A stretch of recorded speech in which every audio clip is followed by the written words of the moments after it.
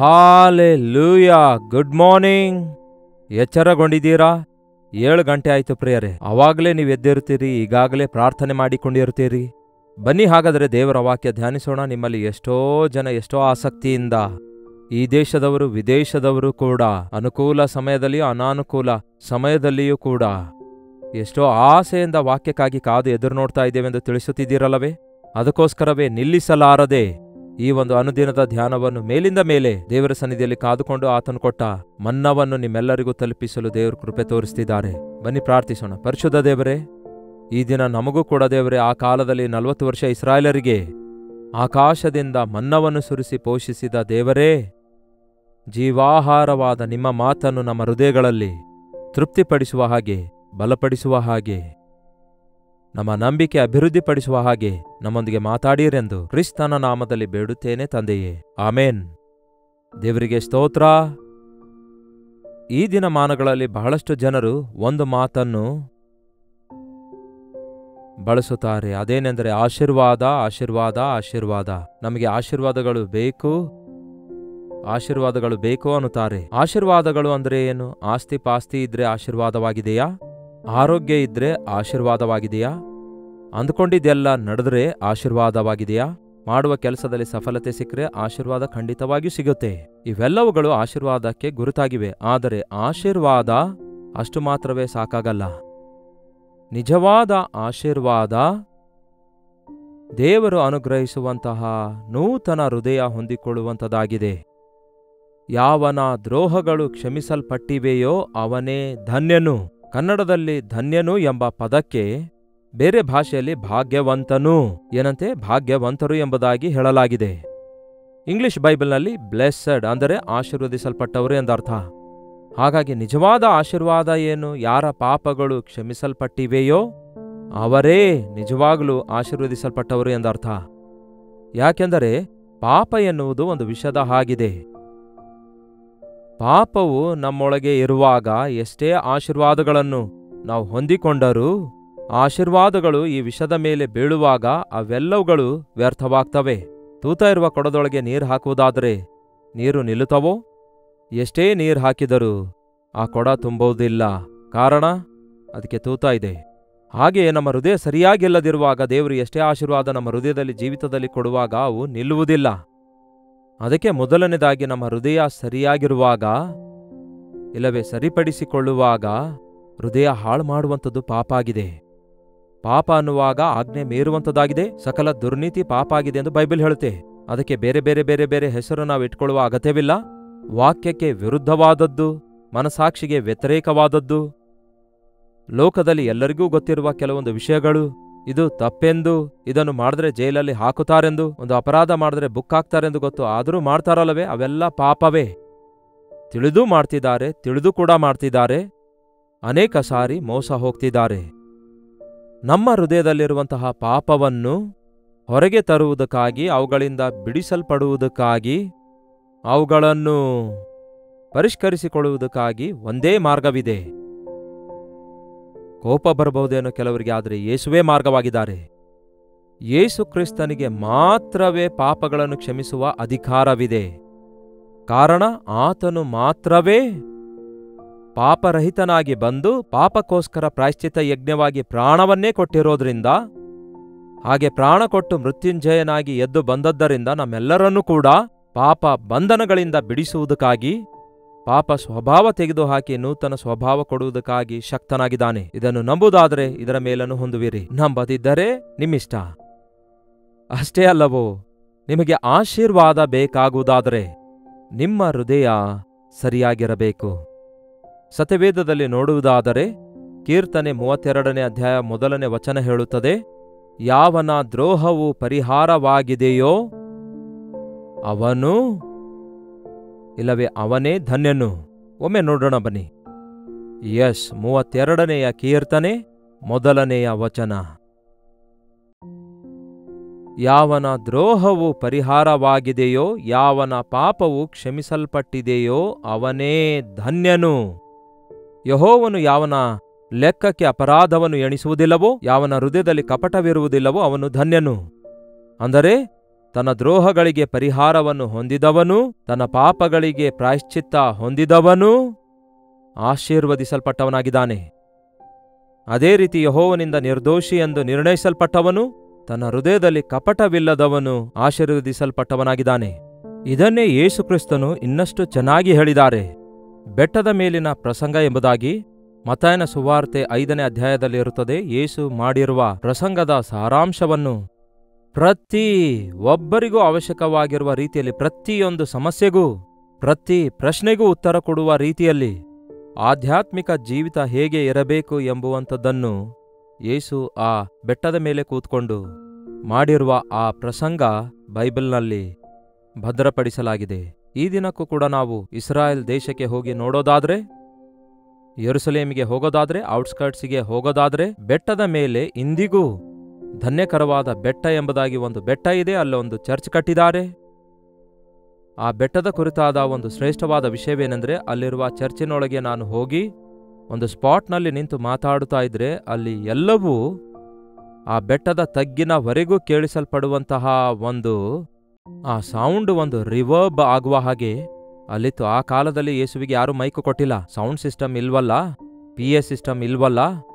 ಹಾಗಾಗಿ ಯೇಸು ಅಲ್ಲಿ ನಿಂತು ವಾಕ್ಯ ಸಾರುತ್ತಿರುವಾಗ ಬೆಟ್ಟದ ವಿಸ್ತಾರವಾದ ಸ್ಥಳದಲ್ಲಿ ಕೂತಿರುವಂತಹ ಜನರೆಲ್ಲರಿಗೂ ಆತನು ಬಾಯಿ ತೆರೆದು ವಾಕ್ಯ ಸಾರಿದನೆಂದು, ಪ್ರಸಂಗಿಸಿದರೆಂದು ಮತ್ತು ಈ ದಿನ ನಾವು ಕೂಡ ಅದನ್ನು ಕೇಳುವುದಕ್ಕಾಗಿ ಮತ್ತಾಯನ ಸುವಾರ್ತೆ 5ನೇ ಅಧ್ಯಾಯದಲ್ಲಿದೆ. ಅದೆಲ್ಲವನ್ನು ಈ ಅನುದಿನದ ಧ್ಯಾನದಲ್ಲಿ ಧ್ಯಾನಿಸಲಿಕ್ಕಾಗಲ್ಲ. ನೀವೇ ಸ್ವತಃ ಓದಿ ಧ್ಯಾನಿಸಿರಿ. ಆಧ್ಯಾತ್ಮಿಕವಾಗಿ ಎಷ್ಟೋ ಆಶೀರ್ವದಿಸಲ್ಪಡ್ತೀರಿ ಮತ್ತು ಅಭಿವೃದ್ಧಿ ಆಗ್ತೀರಿ. ಕೆಲವು ವಚನಗಳನ್ನು ಬೇಗನೆ ಓದಿಕೊಳ್ಳೋಣ. ಮತ್ತಾಯನ ಸುವಾರ್ತೆ 5ನೇ ಅಧ್ಯಾಯ. ಆತನು ಆ ಜನರ ಗುಂಪುಗಳನ್ನು ಕಂಡು ಬೆಟ್ಟವನ್ನೇರಿ ಕೂತುಕೊಂಡ ತರುವಾಯ ಆತನ ಶಿಷ್ಯರು ಆತನ ಬಳಿಗೆ ಬಂದರು. ಆತನು ಅವರಿಗೆ ಉಪದೇಶ ಮಾಡಿ ಹೇಳಿದ್ದೇನೆಂದರೆ, ಆತ್ಮದಲ್ಲಿ ಬಡವರಾಗಿರುವವರು ಧನ್ಯರು, ಪರಲೋಕ ರಾಜ್ಯವು ಅವರದು.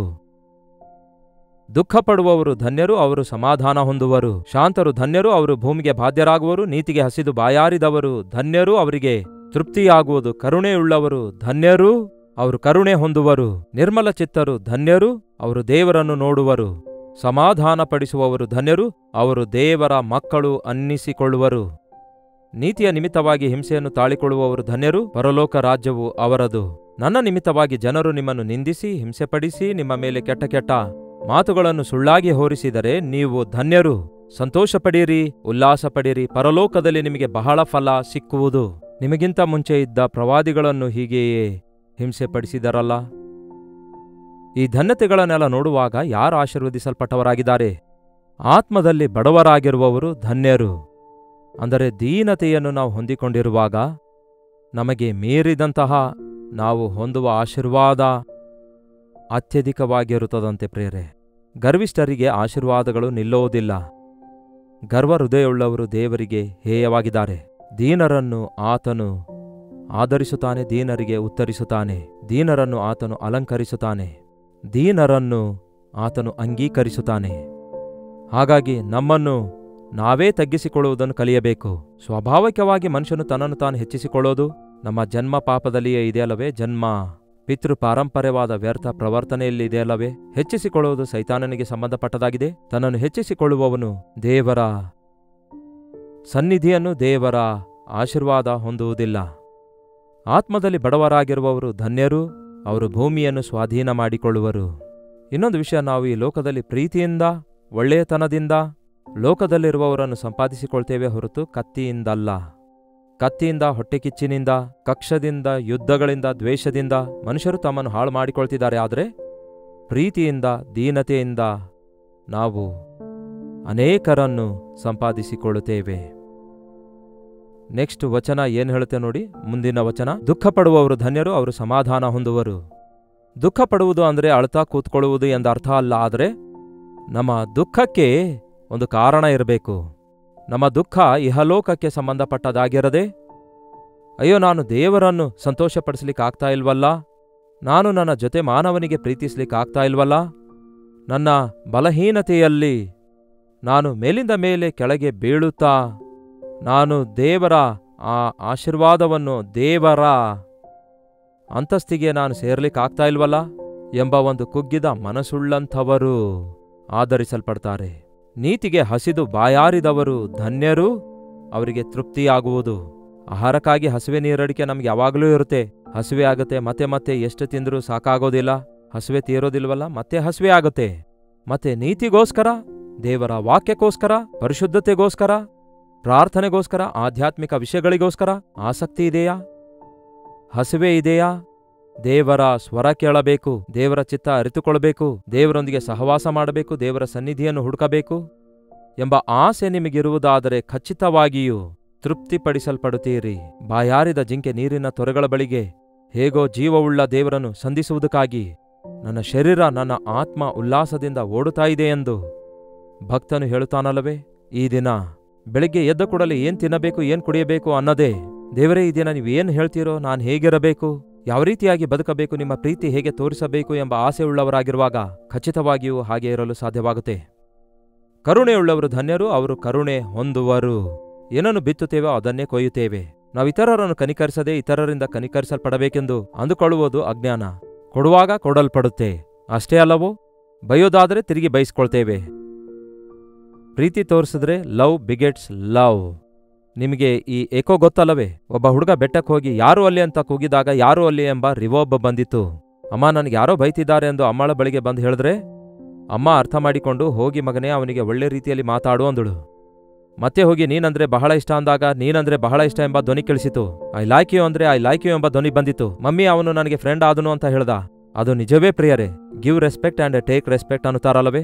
ಇತರರನ್ನು ಗೌರವಿಸಿರಿ, ಇತರರನ್ನು ಪ್ರೀತಿಸಿರಿ, ನಾವು ಕೂಡ ಪ್ರೀತಿಸಲ್ಪಡ್ತೇವೆ. ದೇವರ ನಾಮದಲ್ಲಿ ನಮ್ಮ ಶತ್ರುಗಳನ್ನು ಕೂಡ ಪ್ರೀತಿಸಬೇಕೆಂದು ಯೇಸು ನಮಗೆ ಕಲಿಸಿದ್ದಾರೆ. ನಿರ್ಮಲ ಚಿತ್ತರು ಧನ್ಯರು, ಅವರು ದೇವರನ್ನು ನೋಡುವರು. ದೇವರನ್ನು ನೋಡಬೇಕೆಂದು ಎಲ್ಲರಿಗೂ ಆಸೆ ಇದೆ. ದೇವರ ಕಾರ್ಯಗಳನ್ನು ನೋಡಬೇಕು ಎಂಬುದಾಗಿ ಎಲ್ಲರಿಗೂ ಎಷ್ಟೋ ಅಭಿಲಾಷೆ ಇರುತ್ತೆ. ಆದರೆ ಹೃದಯ ಶುದ್ಧವಾಗಿಲ್ಲದಿದ್ದರೆ ನಿಮ್ಮ ಕನ್ನಡಕಕ್ಕೆ ಕೆಸರು ಹತ್ತುವಾಗ ಹೇಗೆ ಕಾಣಿಸ್ತವೆ? ಕಣ್ಣು ಚೆನ್ನಾಗಿವೆ, ಹೊರಗಡೆ ದೃಶ್ಯಗಳು ಚೆನ್ನಾಗಿವೆ, ಆದರೆ ಅಡ್ಡ ಬಂದಿರೋದು ಕನ್ನಡಕ್ಕಿರುವ ಕಲ್ಮಶವೇ. ನಿಮ್ಮನ್ನು ರಕ್ಷಿಸಲಾರದಂತೆ ದೇವರ ಹಸ್ತಗಳು ಮೋಟುಗೈಯಲ್ಲ, ಕೇಳಲಾರದಂತೆ ಆತನ ಕಿವಿಗಳು ಕಿವುಡಾಗಲಿಲ್ಲ. ಆದರೆ ನಿಮ್ಮ ಅಪರಾಧಗಳೇ ಆತನಿಗೂ ನಿಮಗೂ ಮಧ್ಯದಲ್ಲಿ ಬಂದಿವೆ ಎಂದು ವಾಕ್ಯ ಹೇಳುತ್ತೆ. ಈ ದಿನ ಅದಕ್ಕಾಗಿಯೇ ಮನುಷ್ಯರು ಪಾಪದಿಂದಲೂ ಗರ್ವದಿಂದಲೂ ಅಹಂಕಾರದಿಂದಲೂ ತುಂಬಿದವರಾಗಿ ನಿಜ ದೇವರನ್ನು ನೋಡಲಾರದಂತೆ ದೂಷಿಸುತ್ತಾ ಇದ್ದಾರೆ, ಇಷ್ಟ ಬಂದಂತೆ ವಾದಿಸುತ್ತಿದ್ದಾರೆ. ಆದರೆ ಅವರಿಗೆ, ಅಂದರೆ ಪ್ರಕೃತಿ ಸಂಬಂಧವಾದ ಮನುಷ್ಯರಿಗೆ ಆಧ್ಯಾತ್ಮಿಕ ವಿಷಯಗಳು ಅರ್ಥವಾಗುವುದಿಲ್ವಲ್ಲ? ದೇವರನ್ನು ನೋಡಬೇಕೆಂದಿರುವವನು ಹೃದಯ ಶುದ್ಧಿಯನ್ನು ಪ್ರೀತಿಸುವವನಾಗಿರ್ತಾನೆ. ಪಾಪ ಒಪ್ಪಿಕೊಳ್ಳುವುದಾದರೆ ಕ್ರಿಸ್ತನ ರಕ್ತದಲ್ಲಿ ತೊಳೆಯಲ್ಪಡ್ತೇವೆ, ನಮ್ಮ ಹೃದಯಗಳು ಶುದ್ಧೀಕರಿಸಲ್ಪಡ್ತೇವೆ, ನಾವು ದೇವರ ಸನ್ನಿಧಿಯನ್ನು ಅನುಭವಿಸುವವರಾಗಿರ್ತೇವೆ. ಸಮಾಧಾನ ಪಡಿಸುವವರು ಧನ್ಯರು, ಅವರು ದೇವರ ಮಕ್ಕಳಾಗಿರುವರು. ಈ ದಿನ ಎಷ್ಟು ಜನ ಸಮಾಧಾನ ಪಡಿಸುವವರಾಗಿದ್ದೀರಿ? ಜಗಳವಾಡುವವರು ಧನ್ಯರು, ಅವರು ಸೈತಾನನ ಮಕ್ಕಳು ಅನಿಸಿಕೊಳ್ಳುವರು ಎಂದು ಹೇಳಲಾಗುವುದೇನೋ? ಎಷ್ಟೋ ಜನರು ಇಬ್ಬರು ವ್ಯಕ್ತಿಗಳ ನಡುವೆ ಕಿಚ್ಚನ್ನು ಹಚ್ಚಿ ಇಬ್ಬರು ಜಗಳವಾಡುವಂತೆ ಮಾಡಿ, ಇಲ್ಲವೇ ಒಬ್ಬರ ಚಾಡಿ ಒಬ್ಬರಿಗೆ ಹೇಳಿ ಅವರಿಬ್ಬರ ನಡುವೆ ಭೇದವನ್ನುಂಟು ಮಾಡುವ ಮನುಷ್ಯರಾಗಿಯೇ ಉಳುಕೊಳ್ತಿದ್ದಾರೆ ಹೊರತು ಸಮಾಧಾನ ಪಡಿಸುವುದಕ್ಕಾಗಿ ಯಾರೂ ಪ್ರಯತ್ನಿಸ್ತಿಲ್ಲ. ಮನುಷ್ಯರನ್ನು ದೇವರಿಗೆ ಸಮಾಧಾನ ಪಡಿಸುವಂತಹ ಕ್ರಿಸ್ತನ ಮನಸ್ಸುಳ್ಳಂಥವರು ಗಂಡ ಹೆಂಡತಿಯರ ವಿಷಯದಲ್ಲಾಗಲಿ, ಇಬ್ಬರ ಭಿನ್ನಾಭಿಪ್ರಾಯ ವಿಷಯದಲ್ಲಾಗಲಿ, ಎರಡು ವರ್ಗಕ್ಕೆ ಸೇರಿದವರಾಗಲಿ, ಅವರು ಹೋರಾಡುವಾಗ ಸಮಾಧಾನ ಪಡಿಸುವಂಥವರು ಅಥವಾ ಒಳ ಒಪ್ಪಂದ ಮಾಡಿಸುವಂಥವರು ದೇವರ ಮಕ್ಕಳಾಗಿರುತ್ತಾರೆಂದು ವಾಕ್ಯ ಹೇಳುತ್ತೆ. ಅಂದರೆ ದೇವರ ಸ್ವಭಾವವುಳ್ಳವರಾಗಿರ್ತಾರೆ. ನೀತಿಯ ನಿಮಿತ್ತ ಹಿಂಸಿಸಲ್ಪಡುವವರು ಧನ್ಯರು, ಪರಲೋಕ ರಾಜ್ಯವೇ ಅವರದು. ಮನುಷ್ಯರು ಈ ದಿನ ಬಹಳ ವಿಷಯಗಳಲ್ಲಿ ಹಿಂಸೆಗೊಳಗಾಗ್ತಿದ್ದಾರೆ. ತಾನು ಮಾಡಿರುವ ತಪ್ಪಿಗಾಗಿ ಪೆಟ್ಟು ತಿನ್ನುತ್ತಿದ್ದಾನೆ, ನಿಂದೆಗೊಳಗಾಗ್ತಿದ್ದಾನೆ, ಅವಮಾನದ ಪಾಲಾಗ್ತಿದ್ದಾನೆ, ಸೆರೆಮನೆಯ ಪಾಲಾಗಿ ಕೊನೆಗೆ ಸಾಯ್ತಿದ್ದಾನೆ. ಆದರೆ ಯಾರಾದರೂ ಕ್ರಿಸ್ತನ ನಿಮಿತ್ತ, ನೀತಿಯ ನಿಮಿತ್ತ, ಅಂದರೆ ದೇವರ ನಿಮಿತ್ತವಾಗಿ ಹಿಂಸಿಸಲ್ಪಡೋದಾದರೆ, ದೂಷಿಸಲ್ಪಡುವುದಾದರೆ ನೀವು ಧನ್ಯರು, ನಿಜವಾದ ಆಶೀರ್ವಾದವುಳ್ಳವರಾಗಿದ್ದೀರಿ. ನಿಜವಾದ ಆಶೀರ್ವಾದವೆಂದರೆ ಕ್ರಿಸ್ತನಿಗೋಸ್ಕರ ನಿಂದೆ, ಅವಮಾನ ಸಹಿಸುವಂಥದ್ದಾಗಿದೆ. ಇನ್ನೂ ವಿವರವಾಗಿ ಹೇಳ್ತಾರೆ, ನನ್ನ ನಿಮಿತ್ತವಾಗಿ ಜನರು ನಿಮ್ಮನ್ನು ನಿಂದಿಸಿ ಹಿಂಸೆಗೊಳಿಸಿ ನಿಮ್ಮ ಮೇಲೆ ಕೆಟ್ಟ ಕೆಟ್ಟ ಮಾತುಗಳನ್ನು ಸುಳ್ಳಾಗಿ ಹೇಳುವುದಾದರೆ ಸಂತೋಷಪಡಿರಿ. ನಮ್ಮಲ್ಲಿ ಕೆಲವರು ಹೇಳ್ತಾರೆ, ನಾವು ಯೇಸುವನ್ನು ನಂಬಿದ್ದಕ್ಕೆ ಹೀಗನ್ನುತ್ತಿದ್ದಾರೆ, ಹಾಗನ್ನುತ್ತಿದ್ದಾರೆ, ಹೀಗೆ ಅವಮಾನ ಪಡಿಸ್ತಿದ್ದಾರೆ, ಹಾಗೆ ತಳ್ಳಿ ಹಾಕ್ತಿದ್ದಾರೆ. ಯೇಸುವನ್ನು ನಂಬಿದಕ್ಕೆ ಉದ್ಯೋಗ ಕೊಡ್ತಾ ಇಲ್ಲ, ಯೇಸುವನ್ನು ನಂಬಿದಕ್ಕೆ ಸ್ಕಾಲರ್ಶಿಪ್ ಕೊಡಲಂದಿದ್ದಾರೆ, ಯೇಸುವನ್ನು ನಂಬಿದಕ್ಕೆ ನಮ್ಮ ಸಂಬಂಧಿಕರೆಲ್ಲ ತಳ್ಳಿ ಹಾಕಿದ್ದಾರೆ, ತಿರಸ್ಕರಿಸಿದ್ದಾರೆ ಎಂದು ಎಷ್ಟೋ ಜನ ಅಳುತ್ತಾರಲ್ಲವೇ? ಅಗತ್ಯವಿಲ್ಲ ಪ್ರಿಯರೇ, ಅಳುವ ಅಗತ್ಯವಿಲ್ಲ. ಯೇಸುವಿನ ನಿಮಿತ್ತವಾಗಿ ನೀವು ತಳ್ಳಿ ಹಾಕಲ್ಪಟ್ಟಾಗ, ಹಿಂಸೆಗೊಳಗಾದಾಗ, ಅವಮಾನಕ್ಕೊಳಗಾದಾಗ ನೀವು ಆಶೀರ್ವದಿಸಲ್ಪಟ್ಟವರಾಗಿದ್ದೀರಿ. ಮನುಷ್ಯರು ಕೊಡುವ ಆಶೀರ್ವಾದಗಳಿಗಿಂತಲೂ ದೇವರು ಕೊಡುವ ಆಶೀರ್ವಾದಗಳೇ ಎಷ್ಟೋ ಶ್ರೇಷ್ಠವಾಗಿವೆ. ದೇವರು ಆಶೀರ್ವದಿಸುವಾಗ ಅದು ಎಂದೆಂದಿಗೂ ಆಶೀರ್ವಾದಕರವಾಗಿರುತ್ತೆ. ಮನುಷ್ಯರು ಕೊಡುವ ಆಶೀರ್ವಾದಗಳು ಸೀಸನಲ್ ಆಗಿ ಸ್ವಲ್ಪ ಕಾಲವೇ ಇರುತ್ತವೆ. ದೇವರು ನಿಮ್ಮನ್ನು ಆಶೀರ್ವದಿಸ್ತಾರೆ. ಅಷ್ಟೇ ಅಲ್ಲ, ಇಹಲೋಕದಲ್ಲಿಯೂ ಪರಲೋಕದಲ್ಲಿಯೂ ನಿಮ್ಮ ಫಲ ಅಧಿಕವಾಗುವುದು. ನಿಜವಾದ ಆಶೀರ್ವಾದಗಳನ್ನು ಹೊಂದಬೇಕಾದರೆ ಇಗೋ ದೇವರಾಗಿರುವಂತಹ ಕರ್ತನಾದ ಯೇಸು ಹೇಳಿರುವ ಧನ್ಯತೆಗಳನ್ನು ಧ್ಯಾನಿಸಿರಿ, ಇಂತಹ ರೀತಿಯಲ್ಲಿ ಜೀವಿಸಿರಿ. ನೀವು ಬೇಡಿಕೊಳ್ಳುವುದಕ್ಕಿಂತ ಮುಂಚೆಯೇ ಎಲ್ಲಾ ವಿಷಯಗಳಲ್ಲಿ ನೀವು ಆಶೀರ್ವದಿಸಲ್ಪಡ್ತೀರಿ. ಪ್ರಾರ್ಥನೆ. ಪರಿಶುದ್ಧ ದೇವರೇ, ಪ್ರೀತಿಯುಳ್ಳ ತಂದೆಯೇ, ಎಷ್ಟೋ ಸಾರಿ ನಾವು ನಮ್ಮ ಜೀವಿತದಲ್ಲಿ ಏನೋ ಹೊಂದಬೇಕೆಂದು, ಯಾವುದೋ ಆಶೀರ್ವಾದ ಹೊಂದಬೇಕೆಂದು, ದುಡ್ಡು ಸಂಪಾದಿಸಬೇಕೆಂದು, ಹೆಸರು ಸಂಪಾದಿಸಬೇಕೆಂದು, ಒಳ್ಳೆಯವರಾಗಿರಬೇಕೆಂದು ನಮ್ಮ ಸ್ವಂತ ಪ್ರಯತ್ನ ಮಾಡ್ತಿದ್ದೇವೆ ಹೊರತು ಎಷ್ಟೇ ಹೆಚ್ಚಾಗಿ ನಾವು ಪ್ರಯತ್ನಿಸಿದರೂ ಕೂಡ ದಿನೇ ದಿನೇ ನಾವು ಜಾರಿ ಬೀಳುವ ಪರಿಸ್ಥಿತಿಗೆ ಹೋಗ್ತಿದ್ದೇವೆ. ನಾನಾ ವಿಧವಾದ ಶ್ರಮೆಗಳಲ್ಲಿ ಹೋರಾಟಕ್ಕೆ ಗುರಿಯಾಗ್ತಿದ್ದೇವೆ. ನಿಜವಾದ ಆಶೀರ್ವಾದ ನೀವೇ ಕೊಡುವಂಥವರಾಗಿದ್ದೀರಿ. ನೀವು ಆಶೀರ್ವದಿಸುವುದಾದರೆ ಅದು ಎಂದೆಂದಿಗೂ ಆಶೀರ್ವಾದಕರವಾಗಿರುತ್ತದೆ. ನಮ್ಮನ್ನು ತಗ್ಗಿಸಿಕೊಳ್ಳುವುದಾದರೆ ನೀವು ಹೆಚ್ಚಿಸುವ ದೇವರಾಗಿದ್ದೀರಿ. ನಾವು ಹಸಿದವರಾಗಿರುವಾಗ ನೀವು ಅನುಗ್ರಹಿಸುವವರಾಗಿದ್ದೀರಿ. ನಾವು ಪ್ರೀತಿಸುವವರಾಗಿರೋದಾದರೆ ನೀವು ನಮ್ಮನ್ನು ಕನಿಕರಿಸುವವರಾಗಿದ್ದೀರಿ ಎಂದು, ನಾವು ಆಧರಿಸುವಾಗ ಆಧರಿಸಲ್ಪಡುವವರಾಗಿರುತ್ತೇವೆ ಎಂದು, ನಿಮ್ಮ ಹಾಗೆ ಸಮಾಧಾನವುಳ್ಳವರಾಗಿ ಸಮಾಧಾನ ಪಡಿಸುವವರಾಗಿರುವುದಕ್ಕಾಗಿ ನಿಮ್ಮ ನಿಮಿತ್ತ ಶ್ರಮೆಗಳು ಬಂದಾಗ ನಿಂದೆಗಳ ನಿಮಿತ್ತ ಅವಮಾನಕ್ಕೊಳಗಾಗಿ ಕುಗ್ಗಿ ಹೋಗದಂತೆ, ನಿಮ್ಮನ್ನು ಬಿಟ್ಟು ಬಿಡದಂತೆ, ನಿಮ್ಮಲ್ಲಿ ಆನಂದಿಸಿ ನಿಜವಾದಂತಹ ಆಶೀರ್ವಾದಗಳನ್ನು ಯಹಲೋಕದಲ್ಲಿ ಹೊಂದುವುದಕ್ಕಾಗಿ ನಮ್ಮ ಪ್ರತಿಯೊಬ್ಬರಿಗೂ ಸಹಾಯ ಮಾಡಿರೆಂದು ಕ್ರಿಸ್ತನ ನಾಮದಲ್ಲಿ ಬೇಡುತ್ತೇನೆ ತಂದೆಯೇ, ಆಮೇನ್. ತಂದೆಯಾದ ದೇವರ ಪ್ರೀತಿಯು, ಮಗನಾಗಿರುವ ಕ್ರಿಸ್ತನ ಕೃಪೆಯೂ, ಆದರಣೆಕರ್ತನಾದ ಪವಿತ್ರಾತ್ಮನ ಸಹವಾಸವು ಕೂಡಿ ಬಂದಿರುವ ನಮ್ಮೆಲ್ಲರ ಸಂಗಡ ಇಂದಿಗೂ ಸದಾಕಾಲಕ್ಕೂ ನೆಲೆಯಾಗಿರಲಿ. ಆಮೇನ್. ದೇವರಿಗೆ ಸ್ತೋತ್ರ. ನಿಜವಾದ ಆಶೀರ್ವಾದ ಹೊಂದಿಕೊಳ್ಳಿರಿ, ಆಶೀರ್ವದಿಸಲ್ಪಡಿಯಿರಿ. 8939731313 ನಂಬರ್ಗೆ ನಿಮ್ಮ ಪ್ರಾರ್ಥನಾ ಮನವಿಗಳನ್ನು ತಿಳಿಯಪಡಿಸಿರಿ. ಹೊರ ದೇಶದಿಂದಲೂ ಸಹ ವೀಕ್ಷಿಸುವವರು ತಪ್ಪದೆ ತಿಳಿಯಪಡಿಸಿರಿ. ಒಂದು ಟೆಕ್ಸ್ಟ್ ಇಲ್ಲವೇ ವಾಯ್ಸ್ ಮೆಸೇಜ್ ಮೂಲಕ ತಿಳಿಯಪಡಿಸಿರಿ. ಅದಕ್ಕಾಗಿ ನಾವು ಪ್ರಾರ್ಥಿಸ್ತೇವೆ. ಕರ್ತನ ಚಿತ್ತವಿರುವುದಾದರೆ ಮತ್ತೆ ನಾಳೆ ಇದೇ ಅನುದಿನದ ಧ್ಯಾನ ಎಂಬ ಕಾರ್ಯಕ್ರಮದಲ್ಲಿ ಮತ್ತೆ ಭೇಟಿಯಾಗೋಣ. ಅಲ್ಲಿಯವರೆಗೂ ದೇವರ ಮಹಾಕೃಪೆ ನಿಮ್ಮೆಲ್ಲರೊಂದಿಗಿರಲಿ.